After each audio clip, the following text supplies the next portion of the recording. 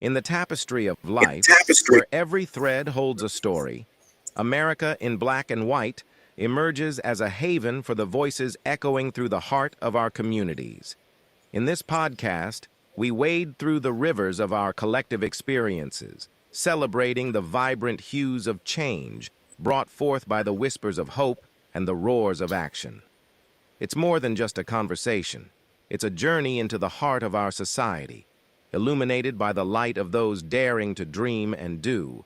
Join us, and let your voice be the melody that guides us toward a dawn where every color finds its place in the masterpiece of our shared destiny.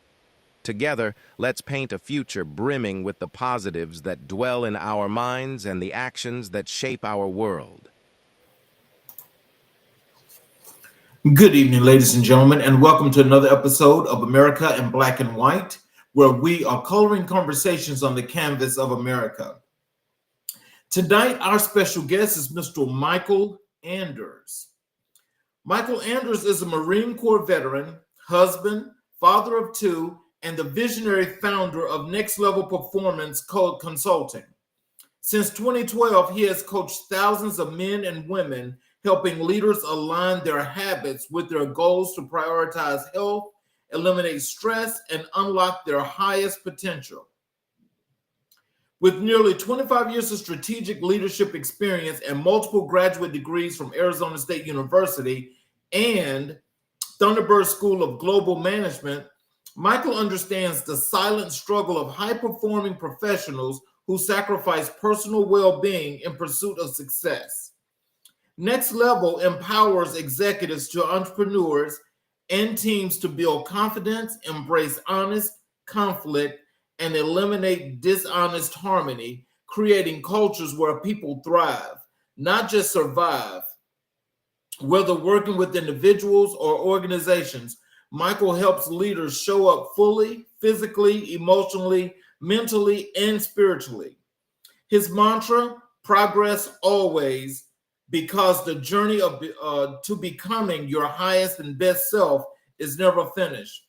Mycal has been featured on Radio Business X podcasts, Barbell Shrugged and Barbell Business, Gym Lords, Theta Wave, Paradise Valley Lifestyle Magazine, Team Red, White, and Blues, the Eagle Podcast, keynote speaker for Charles Schwab and Amazon. His credentials is he's a United States Marine Corps veteran, Berksman certified consultant, MNS Fitness and Conditioning at Arizona State University, MGM in Consulting and Leadership, Thunderbird School of Global Management, BS in Health and Human Performance from Texas A&M Commerce, NSCA certified strength and conditioning specialist. Ladies and gentlemen, I'd like to bring to the show Mr. Mycal Anders. How you doing, brother? I'm doing great. How are you? Good. When I hear you read all that stuff, I'm like, I hope I live up to the resume. Oh man. Well, I appreciate you actually being here. I'm grateful for it, brother. This has been a long time coming. Yes, sir. So is there anything you'd like to add to your bio before we jump into the show? No, man, you pretty much nailed it. I didn't think you were going to read that whole thing. Well, look, I think that when you send something as profound as that, I think people need to know who the individual is that's actually going to give them some learnings for their life going forward. I appreciate that, brother. Thank you. Yes, sir. So we're going to start with your entrepreneurial journey. Can you tell us what inspired you to become an entrepreneur? Oh man, I joke with a lot of people in my circles, to include my Marine Corps career. I've never had a real job. My first initiation into entrepreneurship when we lived both my parents were in the Air Force. My mom served 26 years of good and faithful service, retired as a full bird colonel. And along the way, I spent my elementary school years in Albuquerque, New Mexico. And the house that we lived in had, peach trees and apple trees. And, we'd go out there and pick that fruit. And then we'd go sit on the curb outside the house and sell it. And So that was my first taste of like doing some work and making some money based on that labor. And as I was coming out of college, I answered an ad for what I then found out was a network marketing company selling aloe vera based nutraceuticals. I don't think it's around anymore. It's Liquidity International out of Dallas. And I was really lucky to fall into that very naively, under the premise that I could start my own business for $125. And, but the team that I fell into was led by a gentleman named Mark Aceta, who treated it like a real business, in which he trained his team on not only how to sell, but also the self-imposed limitations that we put on ourselves that inhibit our success. And that was my first awakening in terms of my ceiling is only dictated by my willingness to work on self. Mm-hmm. So with that training, that's where I really broke into entrepreneurship. I was smiling and dialing, getting told no 100 times a day, giving sales presentations, etc. And along with building my personal training practice at the time prior to the Marine Corps. Oh, wow. Can you share the origin of that first business that you're talking about? Like, what made that, start from picking the fruit mm-hmm. to wanting to sell it to how it got you to this point now? How did that origin take place? Yeah, great question. My dad, my parents are 13 years apart. My dad retired out of the Air Force after 20 years of good and faithful service. And then we rode my mom's career for another 26.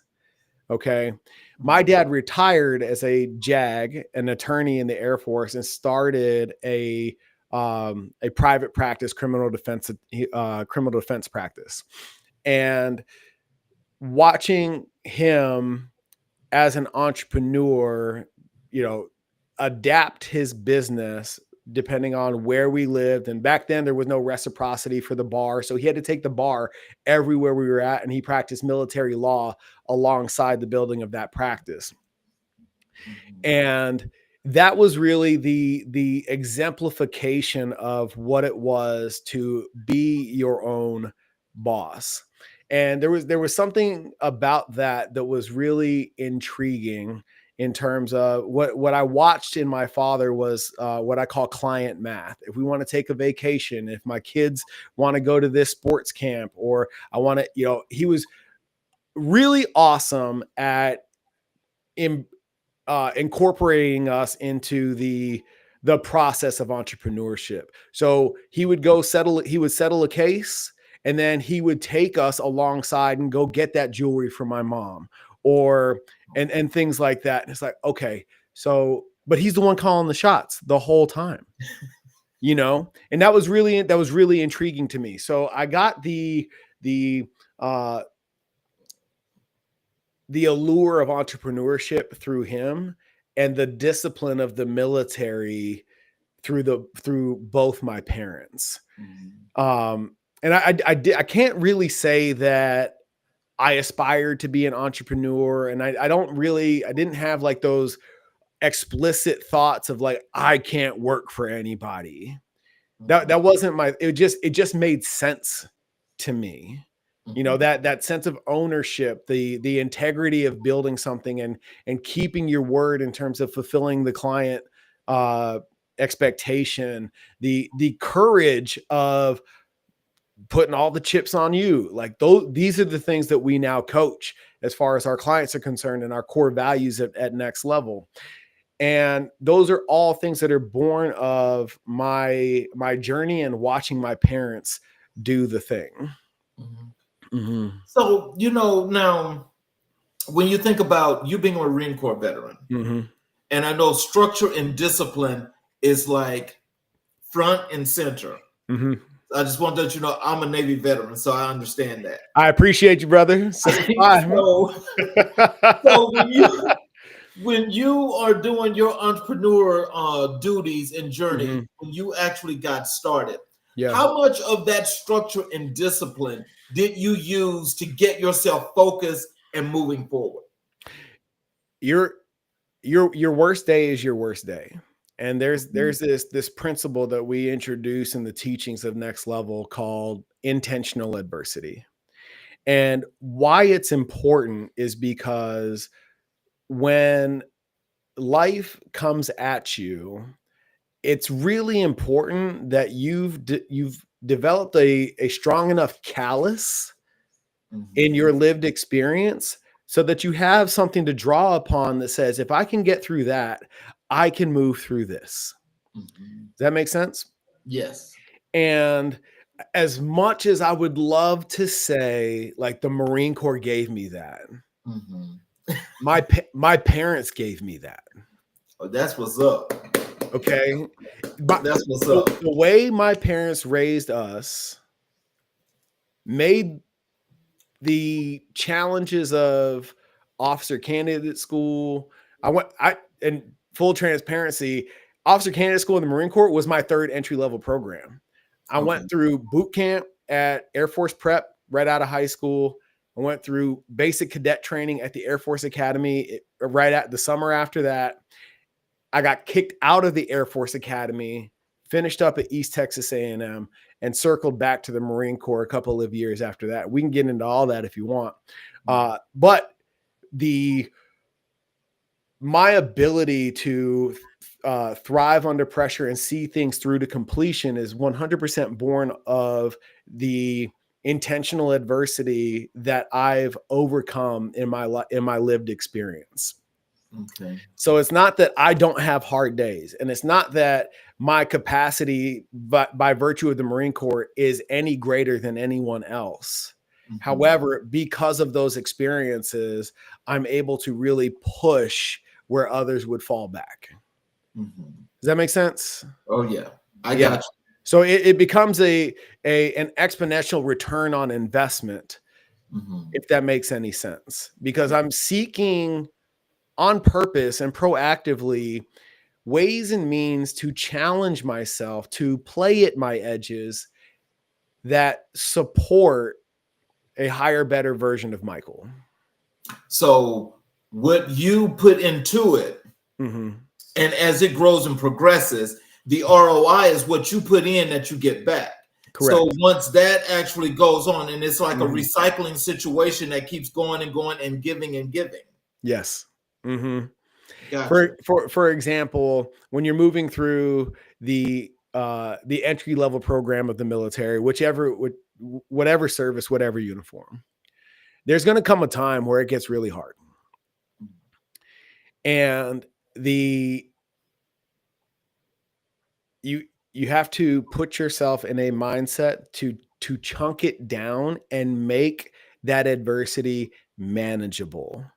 Because when you check in, you stand on those footprints, you cross that red line, the DIs are present, the sergeant instructors are breathing down your throat, all of those things. From day one, if you're looking at week 10, whoo, that's a tough road to hoe. You know what I mean? However, if you can, this is all self-talk stuff. If you can talk yourself into, look, all I need to do is make it to breakfast. All I need to do is make it to lunch. All I need to do is make it to dinner. All I need to do is make it to lights out. All I need to do is make it to 04. All of those are much more manageable chunks to handle. Now, how does that translate into entrepreneurship out here in the real world? I just need to sit here and get this project done and then move on to the next thing. I don't need to go get 8,000 clients right here, right now. I need to close this prospect that's right in front of me. That's it. Because if I'm looking at, starting from zero and bridging the gap between ideation and $4.2 million in revenue, that's a massive gap to close. Mhm. However, if I approach it one client at a time, one speaking engagement, one networking group, and chunk it down into something that is manageable, before you know it, you're 12 years later in a completely different stratosphere than when you started. Mhm. But you fall in love with the process, not the result along the way. That's interesting. So, like for people out in our audience, especially the aspiring entrepreneurs, Mm-hmm. can you kind of like simplify that and put that in a way in which they would actually be able to understand not only your processes, but what are some of the things that they should take away from this that they should learn about being an entrepreneur? Yeah, great question. You've got to lead with alignment, because, and this is really important in the very beginning. And I came to this in my evolution, and if I had embraced this concept sooner, I'd been a lot further. And I don't hold that against myself, because it took what it took for me to learn what I learned, and now we're here, and I'm in an amazing place as a result of it. I feel like too many of us fixate on what's in the rear view mirror and hold that against ourselves, and it stifles our progress moving forward. So I really want to preface it with that. Now, when we build the fittest leaders, alignment first and progress always. You have to, your North Star, you're aligning everything, your way of life, your relationships, your business model, etc. You're coming into alignment with whatever that is, so that whatever pivots come along the way, as long as they're moving you in that direction, you can say yes to it. And if it's not, it's so much more obvious, and you can say no to those things, because there are opportunities that are not your opportunities. They are what is a distraction for Mycal may very well be an opportunity for Charles. Mm-hmm. What's a distraction for Charles may be exactly what I'm looking for. Mm-hmm. But if I'm trying to take Charles' opportunities Mm-hmm. because they solve an immediate need, they're actually distracting me from that North Star. Mm-hmm. So, for example, after leaving the Marine Corps, for the last 12 years, I built a brick and mortar training facility as the leadership and character development vertical of what we do, that we've now integrated in Next Level. Along the way, we were the number one CrossFit box in America. I wrote a best-selling book based on that experience. I started my first iteration of podcasting that had over 1 million downloads. And I started a mastermind group of the leaders that came through that container. And if you're on the outside looking in at that stuff, it doesn't look congruent. It looks like I'm a mile wide and an inch deep, but it's all in alignment with what we do and how we do it now. Mm-hmm. Right. Mm-hmm. And at the time, I couldn't articulate that. And I would have mentors come into my life and look at this shotgun blast of amazing things that are feeding me and giving me fulfillment. And they're just like, dude, pick one and go for it. But my gut said all of these things are important. Mm-hmm. Right.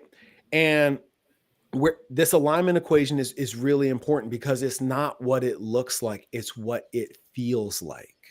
Okay. When you come into, like, when you left the Navy, Mm-hmm. did you know at some point you were going to be sitting here having this conversation with people like me, No. spreading your message? No. Right.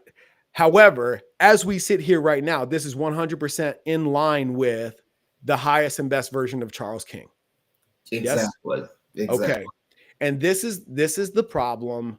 And I give talks at the Thunderbird School of Global Management now in these classes of young entrepreneurs who are still ideating and writing business plans and doing all those things. And it's like, Just because it makes sense doesn't mean it's in alignment.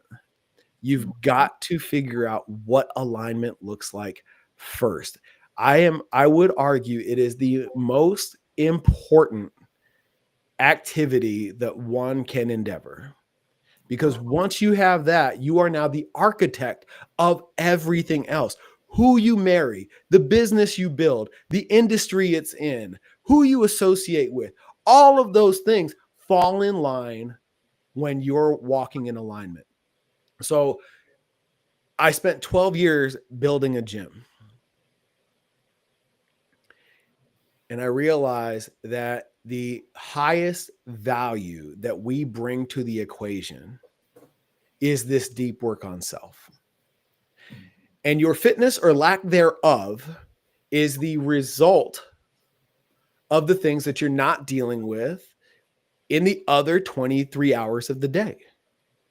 And when we started exploring what's going on between the ears, the patterns, the beliefs, the behaviors, and we started solving those problems with and for our clients, the fitness falls in line.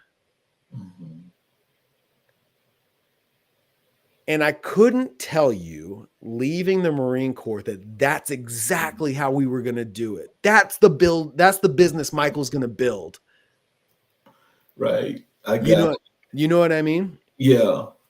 But I knew here, heart and gut, that these pieces were really, really important. And where we fall short is when we get that intuition, right? First of all, fear and excitement manifest very similarly in their physical expression. That pit in your stomach, that oh crap moment, like, ooh, I don't know, I'm unsure, right? And then what happens? Our brain comes over the top and messes it all up because we're trying to logic our way into something that is deeply a feeling mechanism. Right. You can't. I had a coaching session with a client this week, and she was trying to intellectualize joy. And you can't. That is a feeling expression. It's not math. It's not A plus B equals C. Okay. If we chart our way to material and economic abundance, spend beneath your means, invest and save. Like that's paint by numbers, ABC, A plus B equals C. Yes. For all of us at the highest level. Okay. Yes. How Charles experiences and expresses joy is completely different than how I derive, experience, and express joy. You can't math your way into that expression. That is something you have to feel your way into. Does that make sense? You picking up what I'm laying down? Okay. Yeah. So if you're going to start down this path of entrepreneurship, it's really important that you figure out what alignment looks like first. The X's and O's of business, supply chain, supply and demand, infrastructure, team development, the 4 P's of marketing, all that stuff. That's all the scaffolding that supports your alignment. But to build all that, what I see in business a lot of times, especially in the clients that we serve, they solve the money equation first. And then all of a sudden, just like get to whatever that mountaintop looks like, the big house, the car, and I got my kids in private school, and just like I can't enjoy any of it. I've been so busy building. I don't have a relationship with my kids. I don't feel confident in presenting from stage because I've let my health go by the wayside because you've been living out of alignment. And you could pursue that same path. This is not like scorched earth, hard left, do something different. No, it's how do I orchestrate my life, curate my environment and my circles of influence to support the highest and best version of Mycal. Mm-hmm. And it is a way of thinking that I just do not feel is commonplace in the way that we teach business. Because if you look at all of those, that we celebrate, the Steve Jobs, the Elon Musks, the insert pioneer here. Mm-hmm. They're on their 5th marriage. They don't have a relationship with their kids. A lot of their validation comes from externalization. But because I missed the mark over here, I'm going to start a foundation. And like, yes, you are putting great things into the world. I don't want to dismiss that, but there's also a way to do it so that the things that are really important in this world are all yourself primarily. Don't get left behind as you build that empire. Wow, that's a really interesting philosophy, and I basically, I will say that I think that was something that I think more of the people out in the audience that are listening can pick up and can get a better train of thought as to what entrepreneurship should look like and what they want it to look like and how they should approach it. Because, I know a lot of times people like just jump in head first and they just kind of like, I know I want to do 1, 2, 3, 4, and 5. They go and they do all these things and think they set up a foundation and they wind up crashing and burning way before they should. I mean, it's not guaranteed that nobody's going to last forever because, sometimes failure is a good thing. But, some people crash and burn before they need to. And that's because they really haven't gotten all those things together as you just broke it down, which I really 100%. Appreciate you taking. I'll tell you a story. It's one of my favorites. I had a client come to me and he wants to lose 40 pounds. Okay. If I lose 40 pounds, it solves all of my life's problems. I'm like, cool, let's go to work. 6 months later, he's down 40 pounds. And along the way, every session that he missed over the course of that 6 months, there was something awry at his company. Somebody didn't show up to unlock the door. Somebody botched the fulfillment of an order. Data wasn't entered correctly, etc. Hey, I got to go put out this fire. I can't make our session. Okay, cool. Well, now he's down 40 pounds, right? And all of those same issues are still present. And also, intimacy with his wife is at an all-time low. He looks and feels the best he's ever felt in his physical being. And the relationship that matters the most in his existence is still suffering. Okay? Wow. So if losing 40 pounds was supposed to solve all your problems, then why didn't it? And if you help somebody lose 40 pounds over the course of 6 months, there's also a level of rapport that is built where you can start asking some more challenging questions. To which I asked, is there a reality where you've taken this company as far as you have the skill or the will to take it into this next season of your life? Don't answer me right now. And I'm notorious for giving my clients homework. And there's this book, No Man's Land, that I gave him, that the entire point of the book is the manifestation of the situation that he's brought himself into. Like, I'm at the precipice and I don't know where to go from here. So how do I choose my way into what comes next? So he reads the book and we revisit the conversation. He's like, oh yeah, dude, you're like, that's it. I no longer enjoy what I've built out of a closet over the last 2 decades. Wow. I'm like, okay, well, we have three options. The way I see it, in my observation. Option one, you can keep doing what you've been doing, and I'll tell you how that story ends, and it's not good. Option two, you can invest in the infrastructure, delegate downstream so that you're able to participate in your business in your highest and best use in the role that grants you the most fulfillment. Or option three, you can set yourself up from M&A and move on to the next season of your life. Right? Mm-hmm. He went with option three. 18 months later, and I specifically talk about the timelines of these things because in this journey, you're not going to have a conversation. You're not going to walk out of a workshop. You're not going to do plant medicine on a weekend and walk into Monday, this brand new version of yourself. No, there is an evolutionary process that is required along the way, shifts that need to be made to step into this highest and best expression. 18 months later, he gets an 8-figure exit. He retains equity in the portfolio that acquired him. He now sits on the board of said portfolio. And a couple of weeks ago, he just got back from a 2-week golf trip playing the old course in Scotland.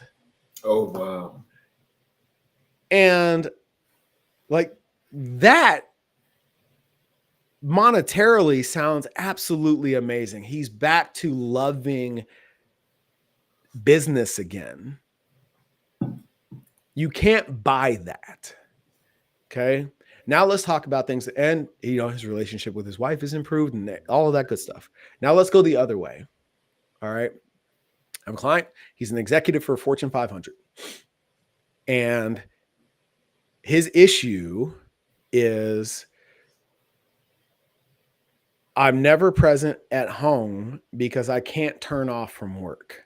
And then when I clock back in and I'm back on the job, I hate being at work because of my shortcomings at home. Mm-hmm. Okay. Now,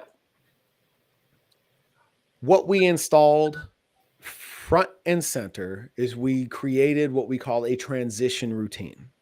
Mm-hmm. Okay. When he pulls up to the house, before stepping out of the vehicle, he turns off the ignition and he sits with self by his lonesome before he walks into whatever chaos is waiting for him inside the house. And because he spent all day pouring into his team, these projects, etc. And we give him this routine in which he repeats to himself, work is done, I am home, with a breathwork protocol. And he's like, dude, that sounds ridiculous. Like, I just need to get home. He was so resistant to the idea. And I was like, dude, humor me for 2 weeks. I need you to be as consistent as possible in this practice. Emphasis on the word practice, because consistency is not perfection. Okay. Did he do it every single day? No. But did he do it enough for what I'm about to tell you? 100% he did. And he still does to this day. He falls in line and he entertains this breathing exercise and mantra work. He's been married for over 15 years, has a daughter in high school, and the shared experience that they look forward to the most is pumpkin carving at Halloween. Okay. An experience that he's never participated in. Okay. Because he wasn't present enough because of the stress at work to be present in this experience. For the first time in his relationship as a husband and a father, he was present enough to participate and create this shared experience with his family. And you can't solve that issue by making more money. Yeah, are you understanding like the work that we do, the breakthroughs that our clients have now? Like this is, yeah, that's very deep. it's not 6-pack abs. It's not losing 40 pounds. It's not getting off your blood pressure medication. That is part of the equation. We leverage fitness as the gateway for the real work that needs to be done. Because what brought you to us is not why you stay with us. Wow. That's that. You know, I got to tell you, how long did it take you guys to come up with that strategic plan? Because, you know, no, seriously, because, you know, when you really think about that, I mean, you know, we all think, especially when we get on the other side of 40, that people think about, okay, well, my fitness is this, so I need to do this because I need to get back to my 20s as performance. Right. That ain't coming back. Yeah. That's in the rearview mirror. That ain't coming back. That's gone. But, you know, still in all, you know, people get this thing in their mind where that's where everything is. But what I think a lot of times happens with a lot of people is that they focus on this one thing and they leave this part out. So now once it's time to get back to this part, they can't mesh the two. They can't make the two, you know, come together and do what they're supposed to do, which means that now all of a sudden what you did here, now everything is shifting over here again, which means you got to come back to this again. Yeah. And so what you guys are doing is actually a really good thing because, you know, you get it to happen together. And as it's happening together, it's more than making the life much more simplified and much more complete. It's actually giving you that happiness and that joyness that you're looking for. 100%. It was an evolution. Very much so. Again, going back to when I left the Marines, all I wanted to do was help people sweat and smile. I did not know that one, this issue existed, let alone I'm the one at the forefront of this work. Okay. It was really a reoccurring theme in my clientele.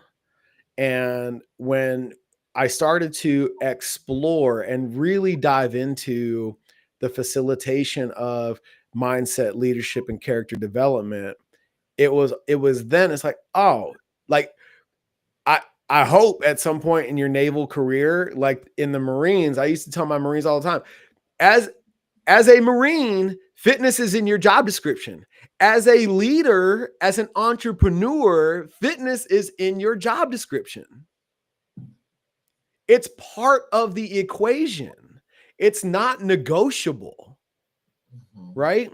And what's really interesting, whether you were an athlete, a service member, or you've just been in the civilian sector your entire life, when you got out of school, there were elements of the scaffolding that supported your greatness up to that point that disappear. Okay. For the sake of this conversation, these elements exist elsewhere, but they're finite. They're obvious in the military and the athletic construct. You have an appointed place of duty every single day. You have a chain of command that you report to. You have people that you're responsible for, and you have metrics that dictate whether or not you are successful. Yes? Okay. Yes, sir. When you leave the uniform, whether it's athletics or military, where are you going to get that? It's so easy to, in the immediate aftermath of leaving those experiences in the rearview mirror, to create this narrative in your mind that I was great all by myself, all on my own, because I chose the uniform. I didn't get drafted. I chose all the hard things that come with the Marine Corps. I chose that. And because of that choosing, that's why I am great. No. You are great because of all that scaffolding supported the greatness within you.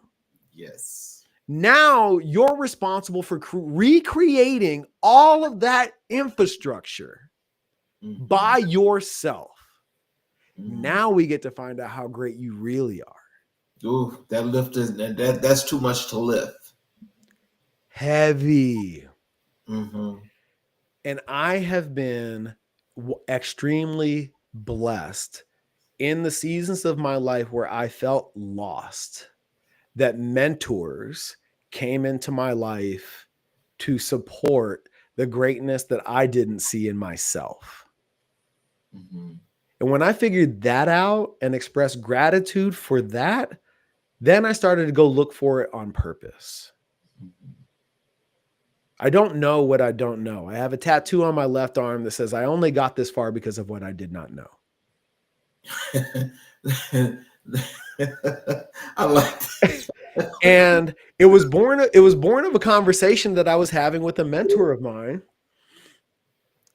He asked me, I was building the gym, and he's like, hey, quick.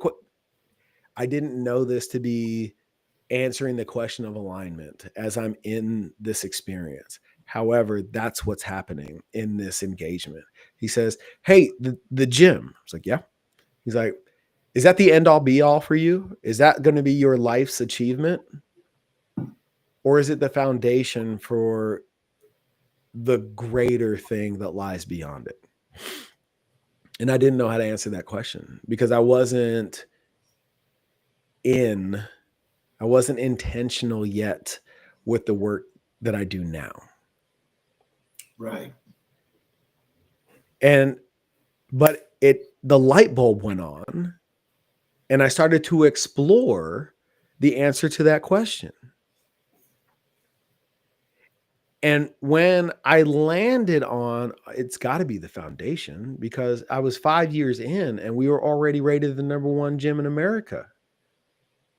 So what do you do now? Right? Right. I've achieved the external validation that Mycal was looking for. Somebody else recognized the company that I built as tops. Awesome. I've created a living out of nothing that supports my family. Winning. So, like, I got a whole lot of life left, man. Like, what do we do now? Right? Keep going. But here's the thought. I want to circle back to the impetus of why I chose fitness in the first place. Because I'm in that moment and recognizing that I have so much life left and I've achieved a great deal. I don't dismiss that. My dad had his first heart attack my sophomore year of high school. And as he lied there in the hospital, I had a tremendous sense of fear that if I go visit him, he's going to die right there in front of my eyes. And my mom, God bless her, was like, you need to go see your dad. Okay, so we get down to the hospital, and I remember him lying there, tubes in his nose, and it's like, Dad, man, you've got to start taking care of yourself. Okay? For all of these reasons. You smoke, you eat McDonald's 3 times a day, blah, blah, blah, blah, blah. I'm hitting him with logic because I don't have enough lived experience in that moment, not to mention the dynamic of father and son, to get through to him. And his response to me was, son, I remember it like it was yesterday. He says, son, I ran away from home when I was 13 years old. I enlisted in the Air Force so I wouldn't get drafted. Uncle Sam funded my education that allowed me to become an officer, a judge advocate general. I started a private practice, and I've got 6 beautiful, healthy children. I'm good. Mhm. And as I sit here right now in this conversation, I get it. I don't like it, but I understand. Mhm. To pack that much life into the on the front end of 58 years, Hey, okay, you you know, know. that's a good, and but that's a real story. That's your story. Yeah, That's one that inspires. that's a life well lived, Hmm. okay, by any measure. And still, what he missed: weddings, grandchildren, okay, really important stuff.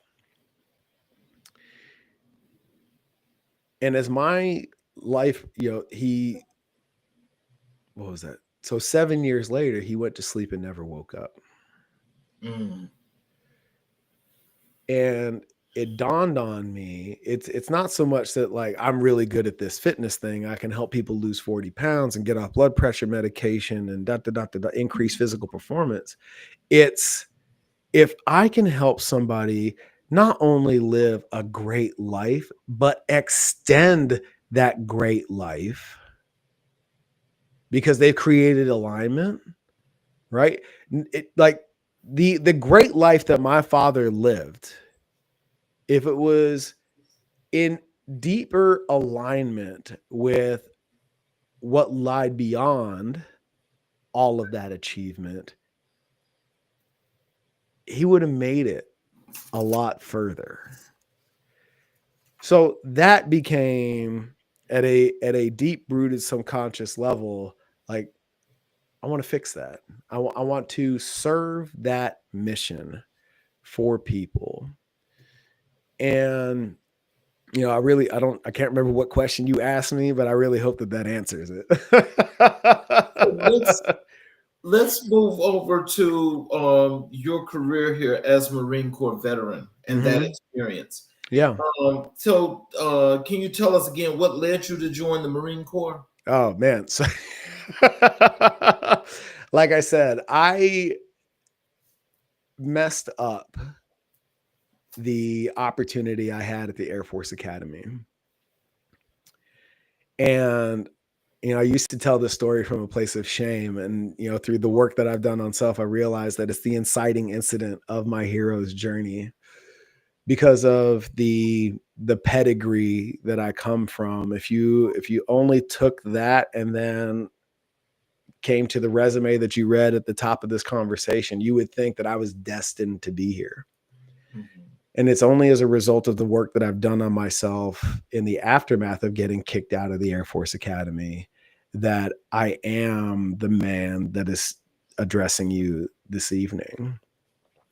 Um, So after I got kicked out of school, I took a scholarship sight unseen to East Texas A&M. mhm. Scott Conley recruited me, said, "Hey, my coaches at Air Force were advocating for me. He's like, I got a slot for you. I have a scholarship available. Do you want it?" And a I was in such dire straits emotionally. It didn't matter. I only had 3 criteria. I had fallen in love with the weight room. I knew I wasn't going to go to the league. I wanted to play right away, and I needed a degree in health and human performance. East Texas solved all those problems. Perfect. Let's go. I show up to a place that has out 75 miles east of Dallas that has more cows than people. And I'm like, oh, wow, what have I gotten myself into? What a fall. Like the fall from grace just gets deeper and deeper, right? And 6 games in, I earned the starting position. That first kickoff, I blow out my knee. Oh, wow. It just gets worse. And I would go on to experience this season of my life where I was snake bit. I just couldn't stay healthy. And along the way, I just realized, like, Coach Roberts, our defensive line coach at the time, pulls me aside and he says, I was in a really hard place, and he gave me this just this wisdom of, like, hey man, this place is just a placeholder for you. You're going to do great things in this life. You need to get the hell out of here and graduate. And with that, I went to school through the winter and one summer and graduated a whole year of my academy class. Came into Liquidity International, got introduced to direct sales, that mentorship from Mark Aceta. I'm starting to work on Mycal and heal those wounds.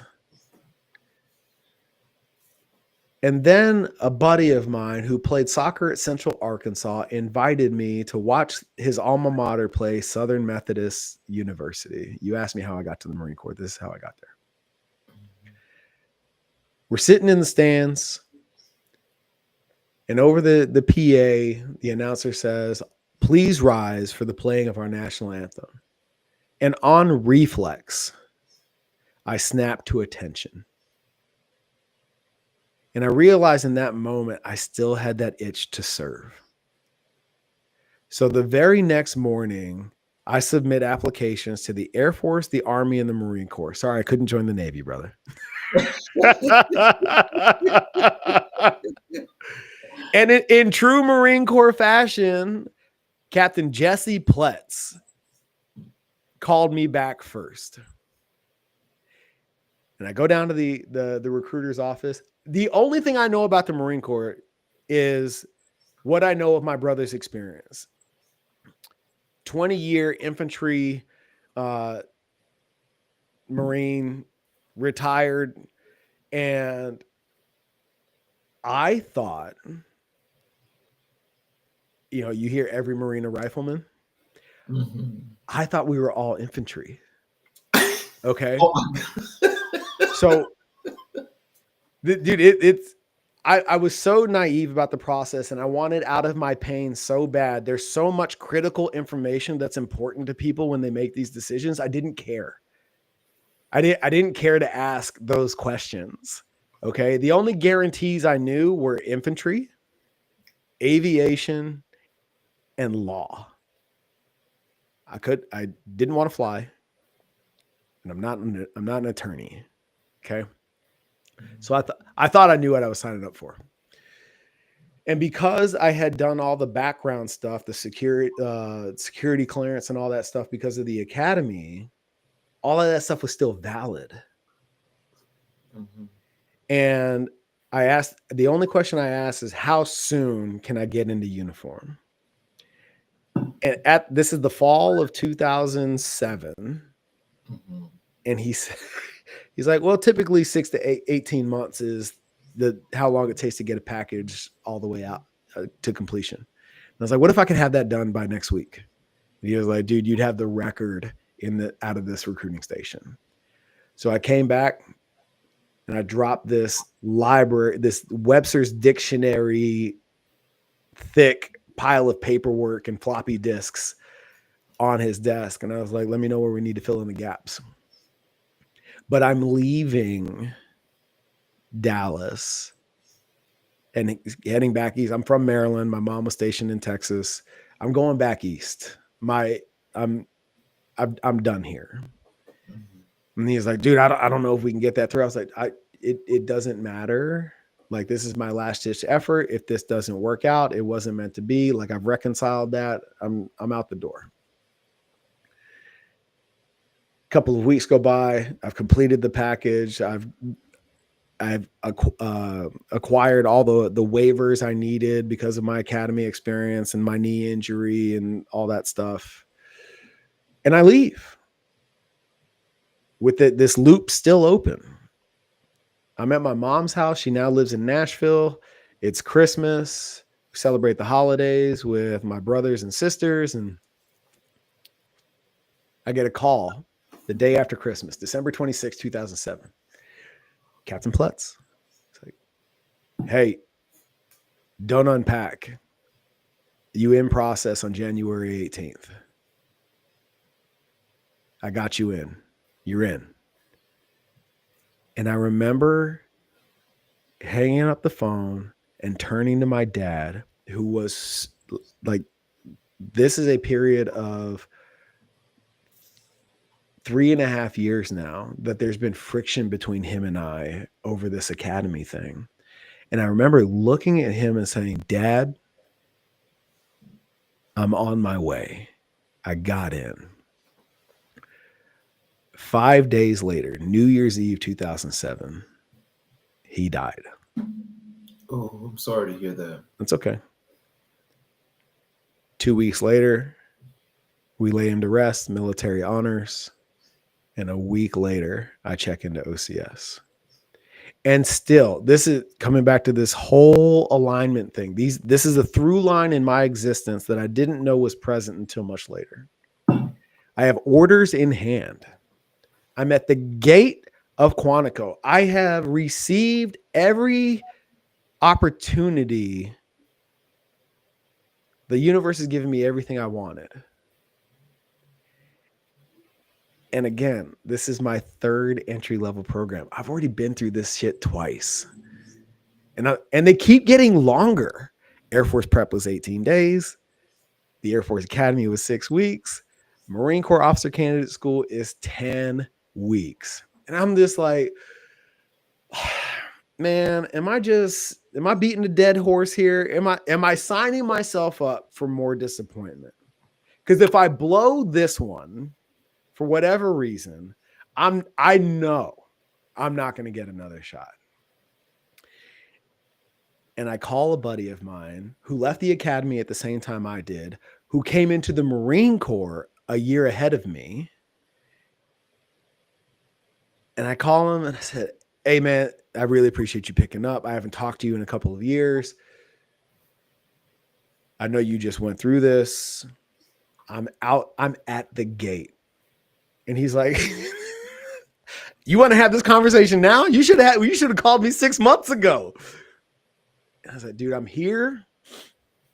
And I just need you to tell me, is it worth it?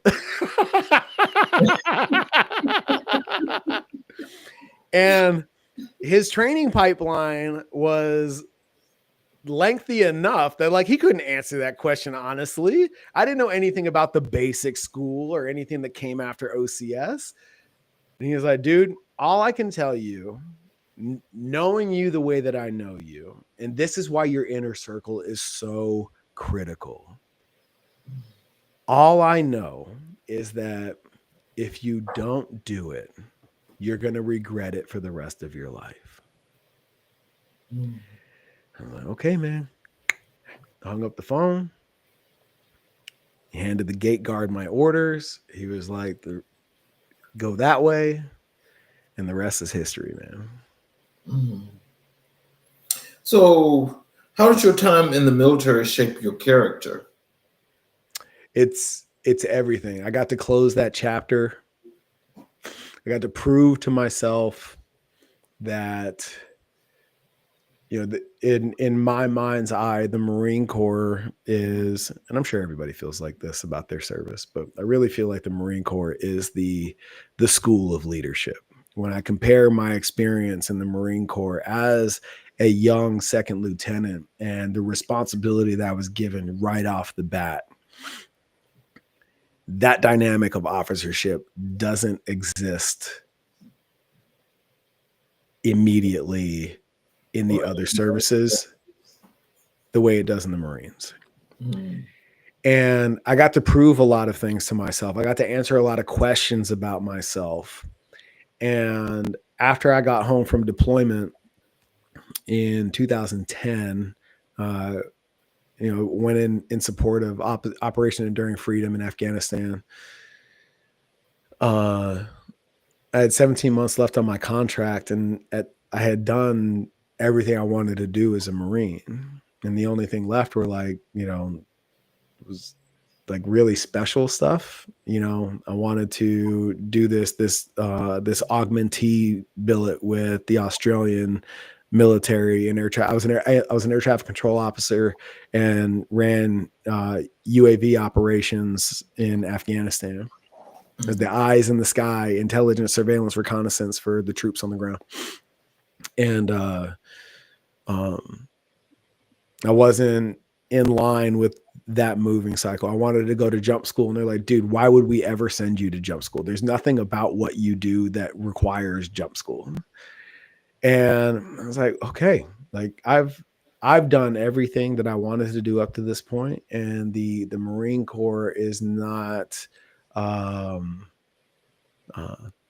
giving me the additional things that I want to do. So I went back to school, and on riding that wave of momentum of self-edification, my dad, coming into this conversation, you had asked me about who do I look up to in Black history? My father's Black, my mother's white, the Loving versus Virginia, without that, I'm not here. Mm-hmm. And, I look to that, and I remember going through the college application process, and my dad grew up in the movement, right? Martin Luther King, Malcolm X, JFK, civil rights, marches, all of that. Mm-hmm. And there was this interesting dichotomy in the guidance that he gave me at that period of my life, where he said, son, it's not a race issue. It's an economic issue. It's an issue of money. There's no billionaires sitting at a round table worried about your Black ass, as he would say, as he would say it. And at the same time, he's like, you have enough going against you as a Black man in America. You need to set yourself up as the obvious choice. Yep. And then in the next breath, he was like, now make sure you take advantage of all the things that affirmative action is set up for you. But I hung on to the obvious choice thing so hard. I remember moving through this application process, and I'm getting looked at for scholarships for football, but no guarantees. You know how that goes. And he's looking. I remember going to my head coach, and he's like, "My son's not playing this Friday if he doesn't get these applications done." Okay.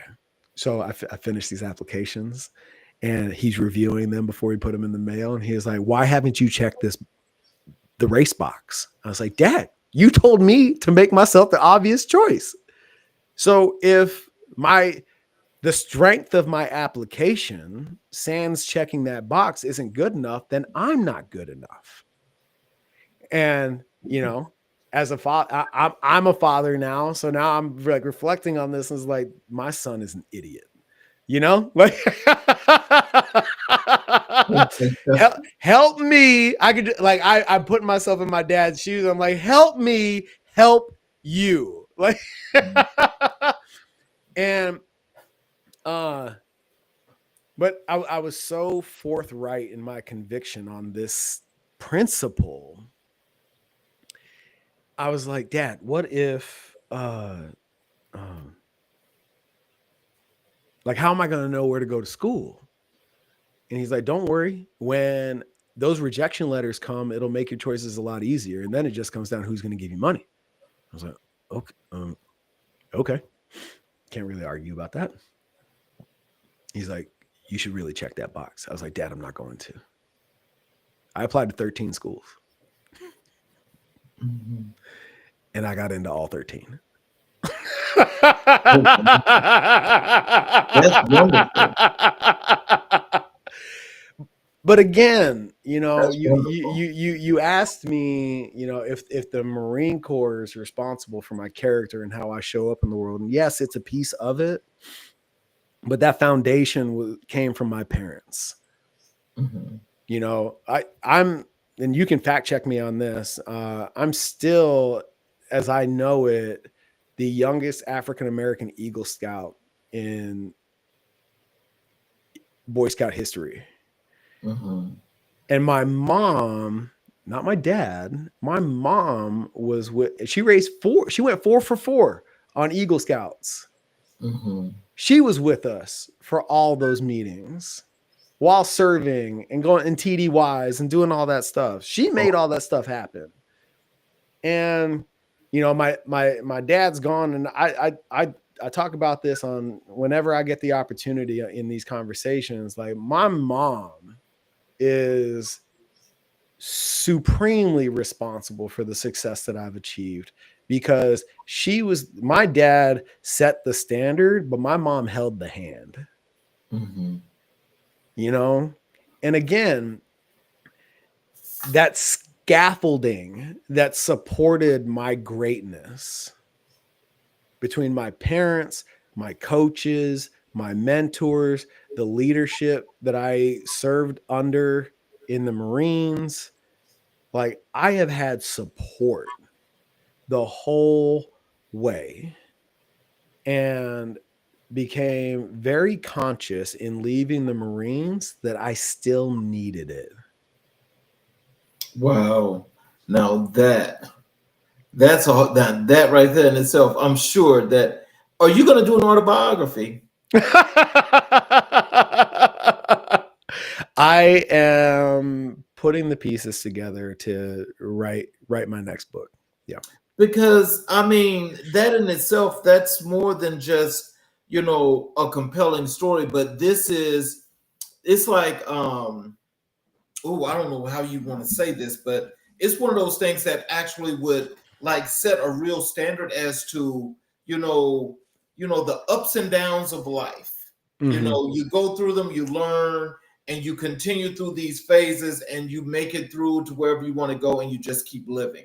Mm-hmm. Because you've actually you've come through a lot of things, and you've done an enormous amount of things. Mm-hmm. And those are things that you deserve to be credited for. And again, and I just thank you for being one of the heroes, though, that are here, for people can actually hear your story, because it really matters. Thank you. It I received that fully. Thank you. Can we talk a little bit about your fitness and wellness leadership? Yeah, absolutely. So tell us what inspired you to become the fitness trainer and doing the holistic wellness. Yeah, going back to my dad's first heart attack, that was the impetus. And then when I took that scholarship to the Air Force Academy, I walked in the weight room the first day, and I realized I'm not going pro. Mm-hmm. Everything that was required of me to achieve size, strength, and speed was predicated on effort, not talent or ability. Okay. For example, I have a little brother who's 2 inches taller than me, mm-hmm. played at 20 pounds heavier than me. Oh, wow. Ran 0.2 faster than me, mm-hmm. and won a national championship with Nick Saban at Alabama. Oh, wow. And now he's getting ready to retire out of the UFC. Oh, wow. Get out of here. You mean that boy works hard. Ooh. And also, hands down, so much more talented than I ever was. Okay. Mm. And he's won. When I got into a room full of a bunch of him, I was like, I'm not that. But at the same time, I loved the process of preparation for the game so much. And again, coming back to the scaffolding that supports your greatness.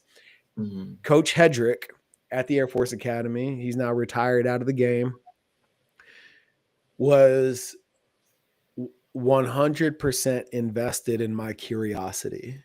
So when I came to him asking questions about, human performance. He would give me an article. He would sit with me and engage with me on these concepts. Why do we split snatch instead of power snatch? Why do we clean and front? Why do we do all these things to perpetuate better performance on the field? And he would entertain that conversation. And that seed, I wasn't going to be educated in that regard in the academy curriculum. That's not why you're there, right? You don't go to the Air Force Academy to become a strength coach. However, when that opportunity fell by the wayside and I got to make a decision to chart my own course moving forward, I pursued that interest and got my degree in health and human performance and understood the mechanics, the ABCs of 1, 2, 3s of body recomposition, performance enhancement, etc. And then I realized when I got out of the Marine Corps, I got offered a grad assistantship at Arizona State with the football program in strength and conditioning. And what they were offering in that circumstance couldn't compete with what I was already getting via the GI Bill. And so I turned that opportunity down and pursued entrepreneurship and building my own training facility, really dialing in my training methodology. And that evolved into this holistic approach that Next Level Performance Consulting delivers today. Ooh, I would love to do a documentary on you. Let's do it. I'm in. What's your philosophy on physical and mental health? There's a positive correlation. We like to say that fitter leaders are better leaders. You have, by virtue of your physical health and well-being, there's a construct in neurolinguistic programming where the physical is the foundation that regulates the emotional, that facilitates mental clarity, that allows you to show up as your highest and best spiritual self. Mm-hmm. And that construct is critical to our process. You have to take care of, you have to manage the vessel that allows for the impact of whatever the endeavor is. Mm. If you don't have that, nothing else matters. Right. So by virtue of putting your own oxygen mask on first, mm-hmm. this lifestyle integration of health and wellness to further your bandwidth and capacity in servant leadership, mm-hmm. they are eternally linked. Mm. And it is also the practice of intentional adversity, mm-hmm. by choosing this hard thing, this practice of physical fitness, whatever the modality is, mm-hmm. whether it's endurance racing, hiking, CrossFit, bodybuilding, whatever, cycling, walking, okay, choosing that makes you resilient in so many more ways beyond just being physically fit, because you're also raising your standard of living. The expectations that you have of yourself are reinforced by virtue of this practice. Mm-hmm.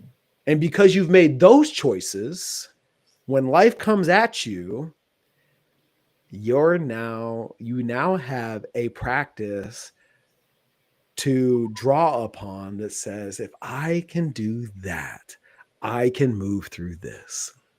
Mm-hmm. Let's talk a little bit about your podcast, the purpose and the impact. So Mm-hmm. tell us about what inspired you to launch your podcast. Oh man. So you're bringing up so many memories that I haven't thought about in such a long time. My first go at podcasting was born of having a really high frequency conversation with a friend of mine, Jeff Thornton. And we're having a conversation very at this frequency, you know. Mhm. And then one of my interns was a fly on the wall, standing off to the side, listening in on this conversation. And when Jeff and I parted ways, my intern comes to me and he says, "Dude, I wish you had a microphone and recorded all of that, because I just learned more listening to you for an hour than I have in a whole semester of college." And that planted a seed.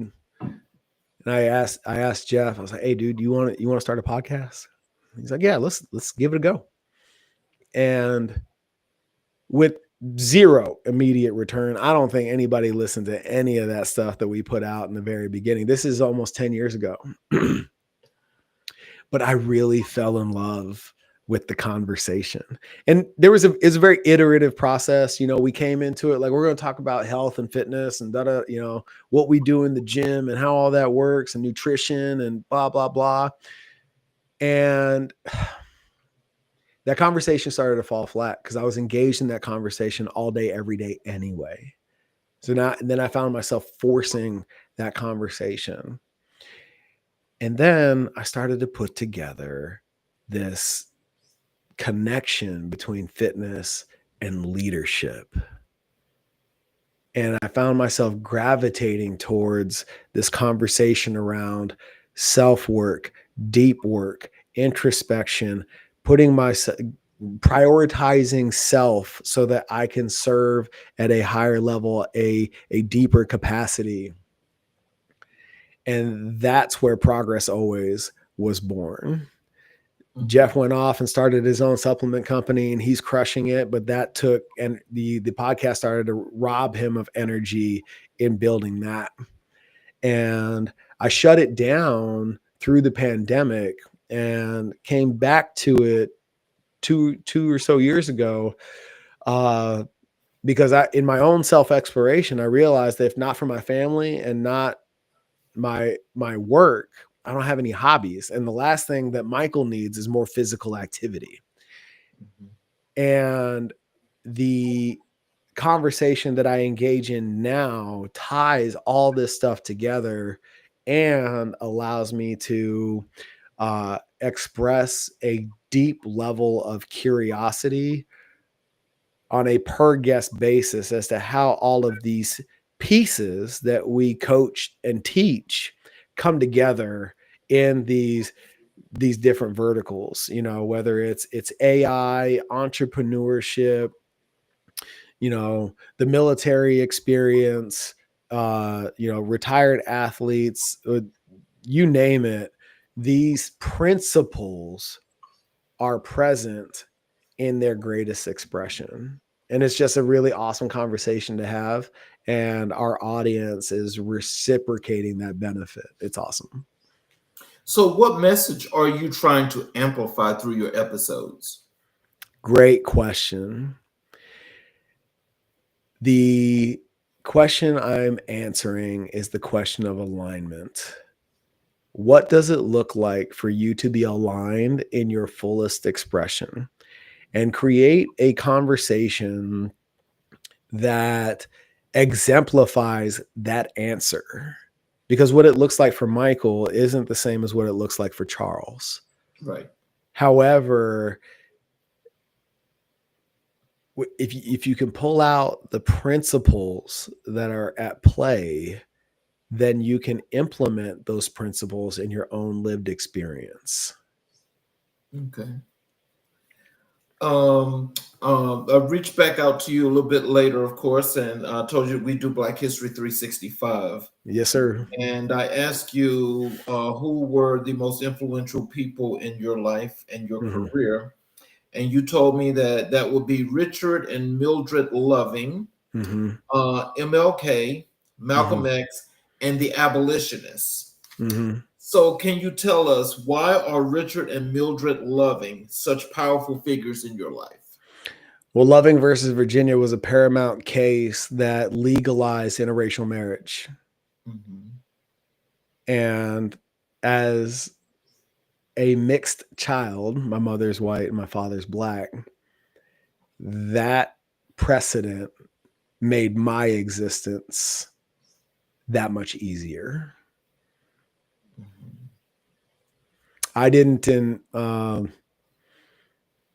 gosh, as a child born of parents that, as an interracial child born of parents in the military, I was exposed to a lot of people that look like me and are mixed with something. And I didn't encounter explicit racism until I was 14 years old. Oh, wow. And I don't think it was anything my parents ever were intentionally sheltered us from, sheltered me from. It just never showed up in my lived experience because my father was very explicit in sharing with us stories around the Black Panthers, and he was stationed in Northern California at that time, and got exposed to that in real time. The marches for civil rights and everything going on in society at that time. Like, none of that was a mystery, but there was still a disconnect Mhm. until my freshman year of high school. I was courting a white girl, and she calls me in tears and hysterics. And I'm like, I'm a problem solver. So it's in my nature to just get straight to the solution. And, uh, trying to figure out what I had done wrong that would incite this breakup that she was trying to get through. It came down to her mom did not want her dating niggers. And that was such a blow to my character. We talk about these things in history books, but you never expect it to be in your lived experience. And my parents walked me through the facts of life in that regard. Um, so the the case and the precedent set by Loving versus Virginia, and then my parents going above and beyond and helping me understand and my identity and who I am as a black man, and how society perceives me as acknowledging how society perceives me as a black man. uh like that is heroic on so many levels. Mm. So, how does Loving Day resonate with your personal journey? Say that again. How does Loving Day resonate with your personal journey?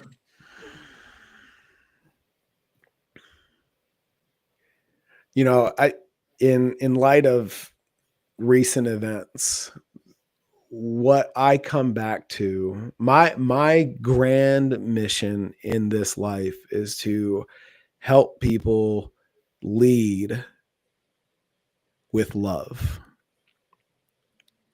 And it comes back to just simply love. Mhm. It's interesting as I move through life on a day-to-day basis, and whether it's my friend, whether it's my business partner, My wife and kids, obviously. I don't get off the phone. I don't part ways with people without saying, I love you. Mhm. Because you never know if this is going to be our last interaction. Oh my God. And that, above all the other work that you can do on self and for others, if you can engage with yourself and everyone else from a place of love, the world is a better place. So, can you tell us, what do the abolitionists represent to you as a modern Black leader? They made it all possible.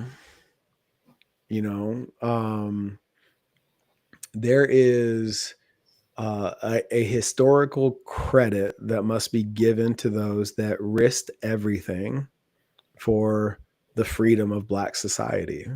I don't think you can overlook that. And at the same time,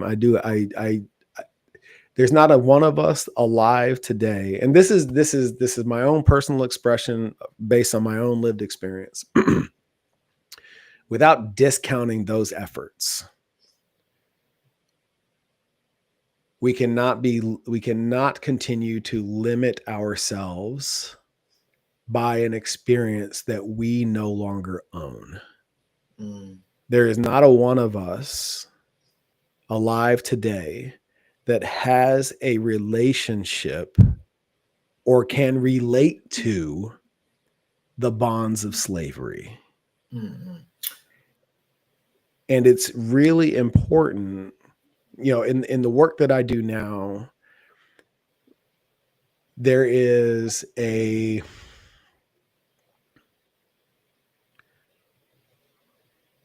psychological bondage that occurs when we attach ourselves to these images.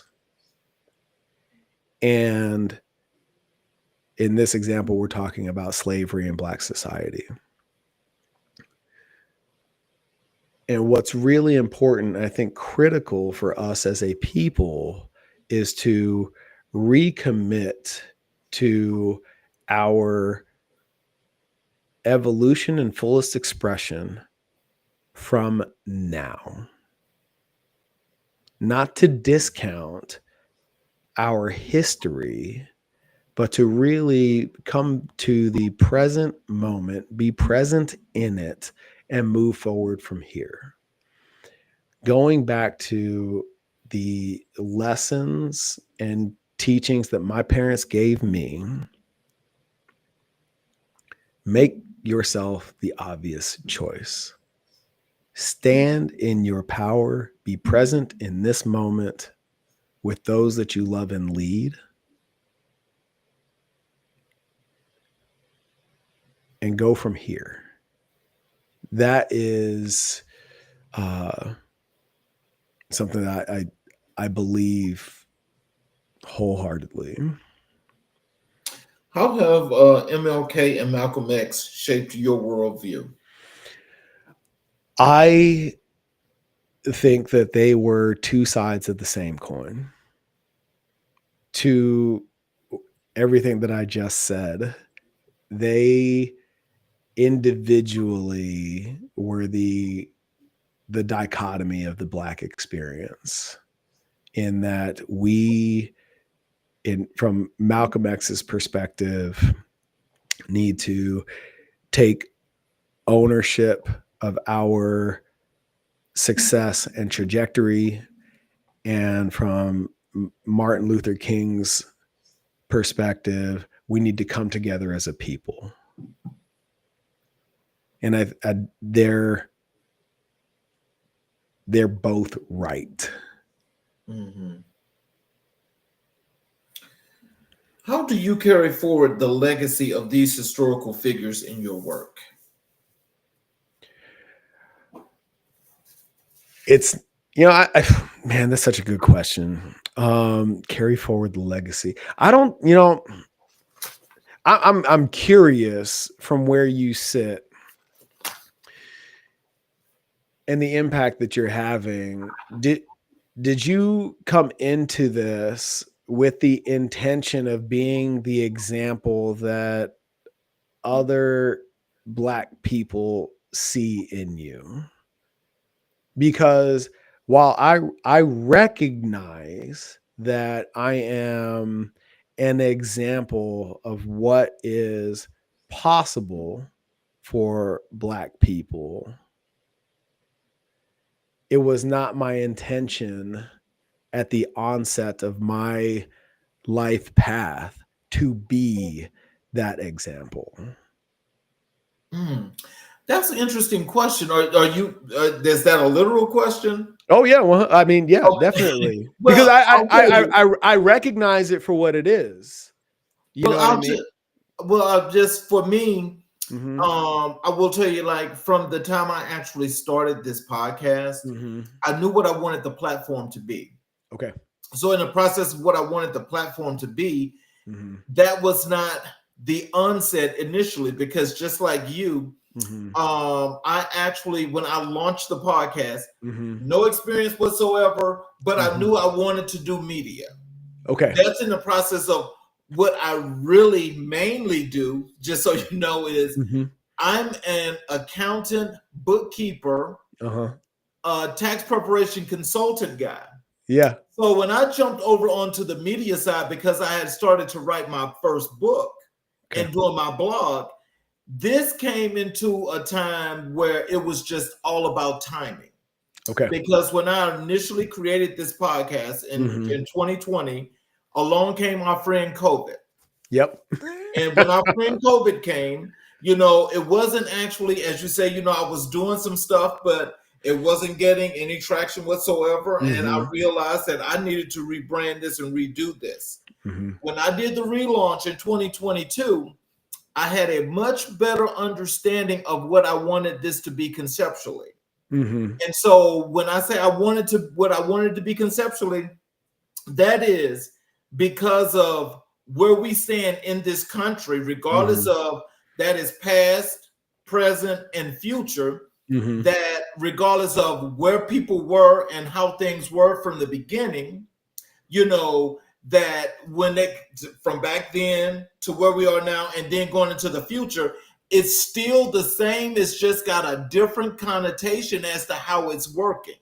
Mm-hmm. Now, my thing is, I can care less about all the other negativities and all those things are out there.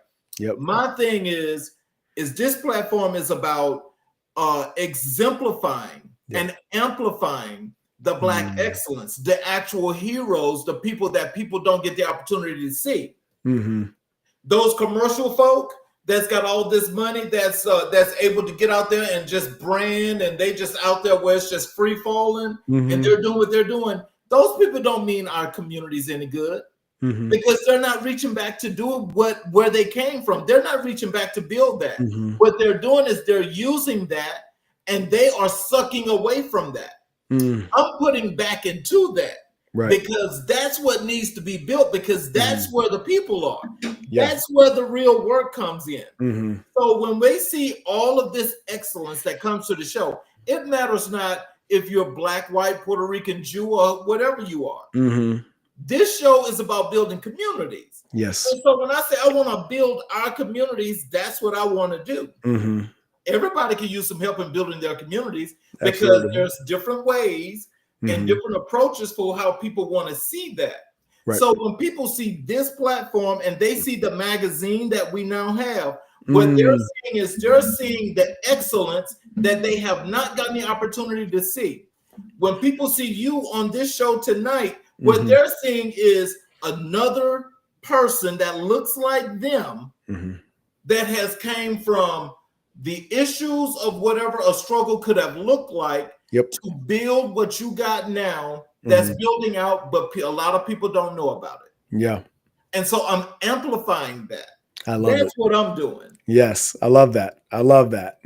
So to answer your question more directly, it has been an honor and a pleasure and very much a privilege to inspire through the medium of coaching young Black men to not just serve our country, but to go get an education and become officers in our military.